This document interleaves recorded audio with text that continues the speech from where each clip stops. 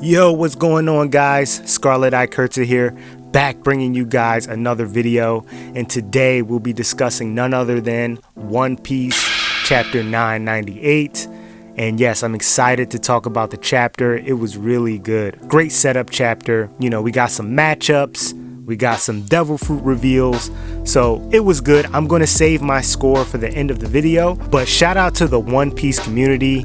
And when I say One Piece community, I mean like the YouTubers, the commenters on YouTube, the Reddit users. You guys predicted a lot of the plot points in this chapter. Pat yourselves on the back. A lot of things that people were predicting and theorizing about came true in this chapter, as far as some of the reveals and some of the events that occurred. So without further ado, let's just hop right into the review. So let's start things off discussing the cover page. This week's cover page gets an A+.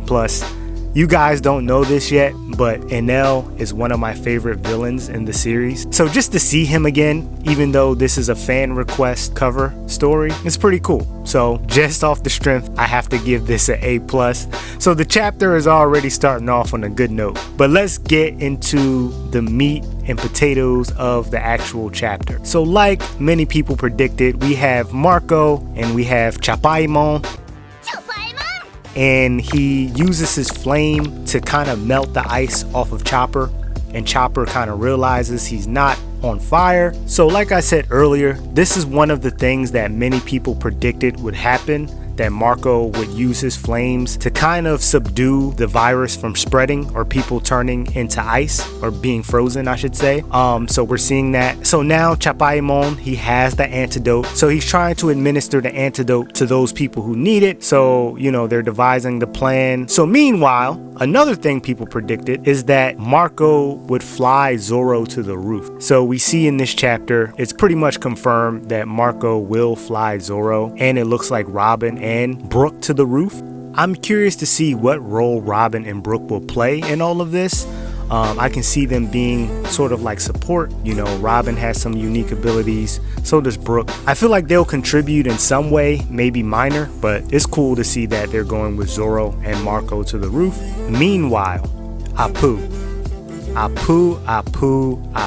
I had to laugh out loud when I actually saw this panel.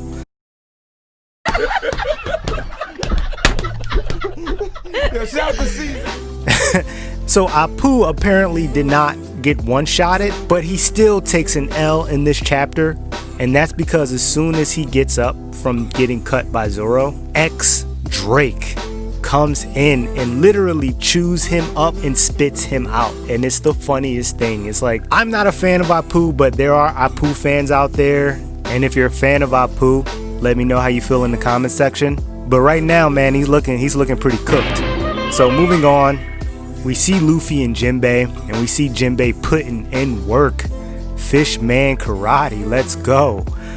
Oh man, another character that I love dearly is Jinbei, and man, Jinbei actually says something later in this chapter, which I'm going to talk about, that kind of gives me goosebumps, because I love his loyalty to the Straw Hat Pirates, even though he's like the newest member. He's been a member for a long time unofficially, but the newest official member of the Straw Hat crew.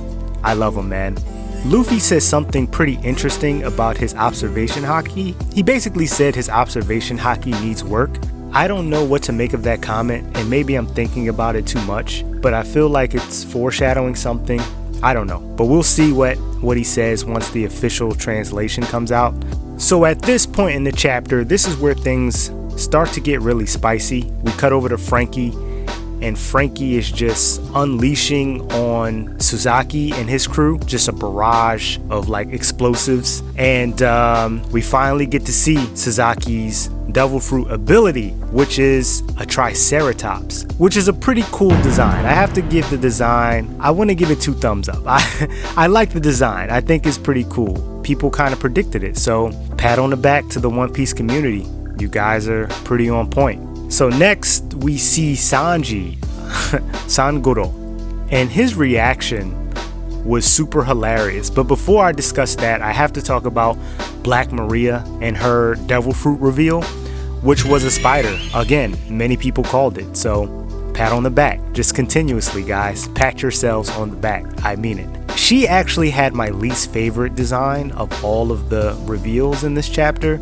she kind of reminds me of like a gifter, you know, with her like a humanoid body, and maybe this is part of her transformation, but just like her humanoid body and then you see the spider underneath, it just reminded me, like, it gave me gifter vibes, you know. But yeah, I wasn't really a fan of her transformation, but I still like Black Maria as a character. I think she's really cool. And like her serpent henchman kind of reminded me of like Amazon Lily again. So that was interesting design choices by Oda. But yeah, going back to Sanji, when he realizes that he was surrounded by women, his reaction was so hilarious. He said he was in heaven. I don't know why that made me laugh so hard, but yeah, I mean, what can you expect? This Sanji, you know what I mean? So next we reconvene with Jinbei, and I forgot to mention earlier when we saw Jinbei, he was surrounded by a silhouette of enemies and he told Luffy to go ahead without him. So now we see Jinbei again and he's by himself with Who's Who. Now Who's Who has my favorite design of all of the Flying Six members that were revealed in this chapter. He's a Sabretooth, by the way, and I just love his design. His design just looks flat out cool, man. And I mentioned this on Twitter, but for whatever reason, it reminds me of SWAT Cats. So if you guys know what SWAT Cats is, if you've seen SWAT Cats before, you gotta leave a thumbs up on this video. You just gotta do it. But I thought it kind of reminded me of SWAT Cats, and it kind of took me back to my childhood. But shifting gears here, guys, going back to Who's Who and Jinbei, something that I felt was meaningful from Jinbei was when he was being confronted by Who's Who. Who's Who referred to him as the former warlord of the sea, Jinbei the Knight of the Sea. And Jinbei said, "I am the helmsman of the Straw Hat Pirates." That title means more to me, or is worth more to me.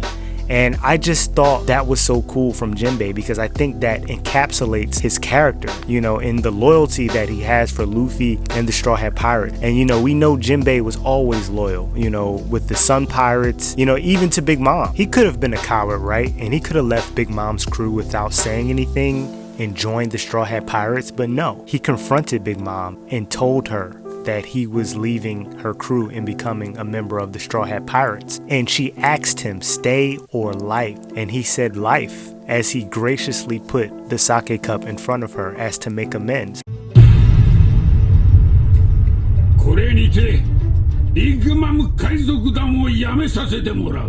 And that moment was so freaking awesome, man. Jinbei is definitely top 5 favorite Straw Hats.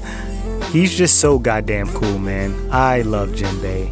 Another thing to note during this exchange is that Jinbei may actually know Who's Who from the past. He can't recognize him because of his mask, but there may be some sort of connection there, so that's something that I think Oda is foreshadowing. Moving on to the final page of this chapter 998, we get page 1 and we get Ulti, and we see the monkey guy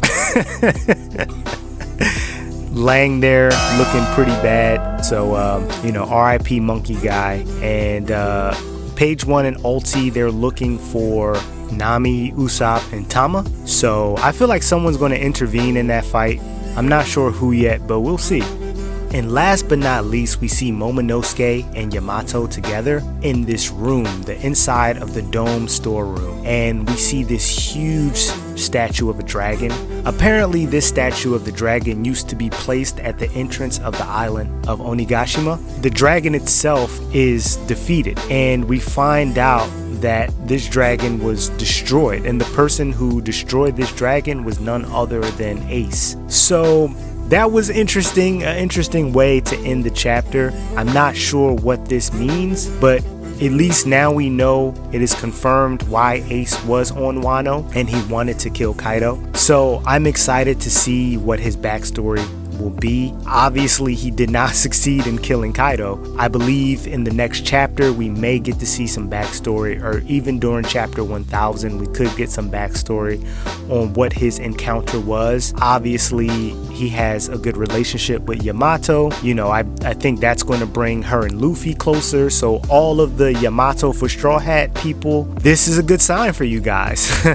But that was the chapter, guys. Let me know what you think of the chapter in the comment section. Did you enjoy this chapter? What was your score for this chapter?